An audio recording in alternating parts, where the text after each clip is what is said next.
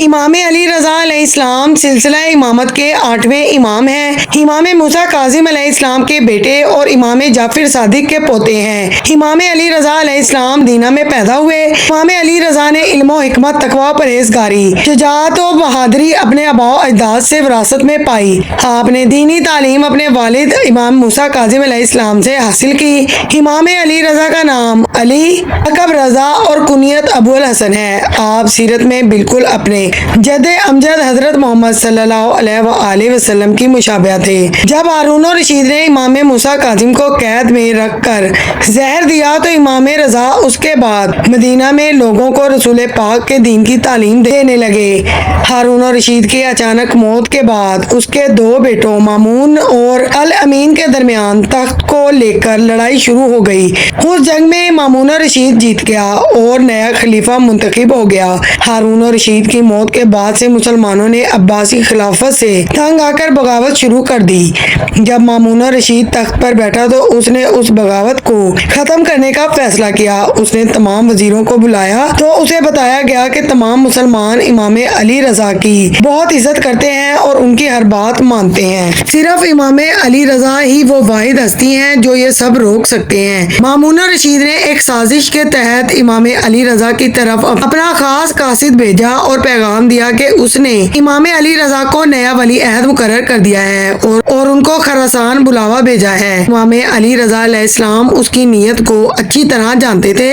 آپ نے کچھ شرائط کے تحت اس کی آفر قبول کی اور 1 ہجری کو مدینہ کو خیر آباد کہہ دیا اور مامون الرشید کے لشکر کے ساتھ خراسان چلے گئے۔ آپ کی خراسان آمد پر مومنین نے آپ کا شاندار استقبال کیا، آپ کو اپنی سر آنکھوں پر بٹھایا۔ یہ سب دیکھ کر مامون کو بہت غصہ آیا کہ بادشاہ میں ہوں اور لوگ امام رضا کو چاہتے ہیں۔ مامون الرشید نے امام علی رضا علیہ السلام کو رسوا کرنے کے لیے اپنے دربار میں ایک مناظرہ رکھا اور یہودی اور عیسائی مذہب کے اس وقت کے بڑے بڑے علماء کو بلایا اور کہا کہ امام علی رضا سے ایسے سوال کریں جن کا امام علیہ السلام جواب نہ دے سکیں۔ دربار میں تمام لوگوں کو بلایا گیا۔ پہلے عیسائی علماء نے امام علی رضا سے سوال کیا۔ امام علی رضا نے ان کے جواب ان کی مذہب کی کتابوں سے دیے اور ایسے دلائل دیے کہ وہ خاموش ہو گئے۔ پھر مامون الرشید نے یہودی علماء کو اشارہ کیا۔ یہودی علماء نے بھی جب سوال کیے تو امام رضا نے ان کو بھی دلائل کے ساتھ جواب دیے،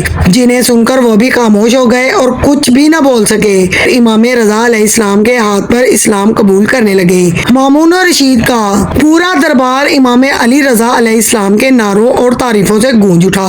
اس واقعے کے بعد مامون الرشید کی نفرت امام علی رضا کے لیے اور بڑھ گئی۔ اس نے اس واقعے کو اپنی تذلیل کے طور پر جانا اور اس نے امام علی رضا علیہ السلام کو شہید کرنے کا سوچ لیا۔ امام علی رضا علیہ السلام بھی اس کی نیت سے واقف تھے۔ اس کا اندازہ اس بات سے لگایا جا سکتا ہے کہ جب ایک مرتبہ مامون کے دربار میں امام علی رضا علیہ السلام کے کہنے پر مجلس ہوئی تو اس میں شاعر نے کہا، ایک امام نجف اشرف میں ہے، ایک امام کربلا میں، 4 امام جنت البقیع میں ہے، ایک امام کاظمین میں ہے۔ تو اس وقت امام علی رضا علیہ السلام نے فرمایا، میں تمہارے جملے میں اضافہ کر دوں؟ تو شاعر بولا، یا مولا فرمائیے۔ امام علی رضا علیہ السلام نے جواب دیا، ایک قبر طوس میں ہے جو بڑے مصائب کے ساتھ ہے، جو تنہا یہاں رہے گا۔ شاعر نے رو کر پوچھا، یا مولا طوس میں کس کی قبر ہے؟ میں نہیں جانتا۔ تو امام علی رضا علیہ السلام نے فرمایا، طوس میں میری قبر بنے گی۔ پھر وہ دن آیا جس نے عالم اسلام کو رنجیدہ کیا۔ یہ 17 صفر 202 ہجری تھا۔ دوستو، مامون الرشید لعین نے امام علی رضا علیہ السلام کو اپنے محل میں دعوت دی۔ جب امام علیہ السلام جانے لگے تو کسی نے پوچھا، مولا آج آپ کچھ عجیب طبیعت میں لگ رہے ہیں۔ تو امام علیہ السلام نے جواب دیا، جب میں واپس آؤں اور میرے منہ پہ رومال ہو تو سمجھ جانا مجھے زہر دیا گیا ہے۔ میرے منہ سے خون آ رہا ہوگا، کلیجہ کٹ کٹ کر باہر آ رہا ہوگا، مجھ سے اس وقت کلام نہ کرنا۔ اس شخص نے پوچھا، مولا آپ کی وصیت کیا ہے؟ آپ کا غسل کفن کون کرے گا؟ تب امام علی رضا علیہ السلام نے جواب دیا، میرا بیٹا مجھے غسل و کفن دینے آئے گا۔ وہ شخص زور زور سے رونے لگا اور پھر امام علی رضا علیہ السلام محل میں داخل ہو گئے۔ مامون الرشید لعین نے آپ کو انگوروں میں زہر ملا کر دیا تو آپ نے اس کو ہدایت کی دعوت دی۔ اور فرمایا ایسا مت کرو، اپنے لیے جہنم کو مت خریدو، میں فرزند رسول صلی اللہ علیہ وآلہ وسلم ہوں۔ اس پر مامون رشید نے کہا نہیں، آپ کو یہ کرنا ہوگا، اور پھر اس لعین نے امام علیہ السلام کو زہر دے دیا۔ امام علی رضا علیہ السلام محل سے واپس آئے تو وہی شخص راستے میں کھڑا تھا۔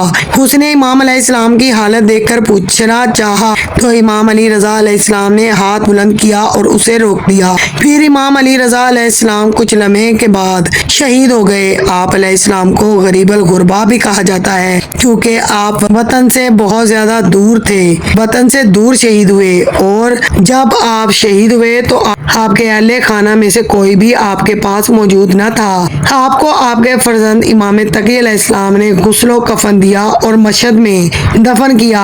آپ کا مزار ایران کے شہر مشہد میں واقع ہے۔ آج بھی مومنین آپ کے نام کا امام زامن اپنے بازوؤں پر باندھتے ہیں جو ہر مشکل میں ان کی حفاظت کرتا ہے۔ اللہ تبارک و تعالیٰ سے دعا ہے کہ بروز قیامت اللہ ہمیں بھی امام علی رضا کے جد امجد حضرت محمد صلی اللہ علیہ وآلہ وسلم کی شفاعت نصیب فرمائے، آمین۔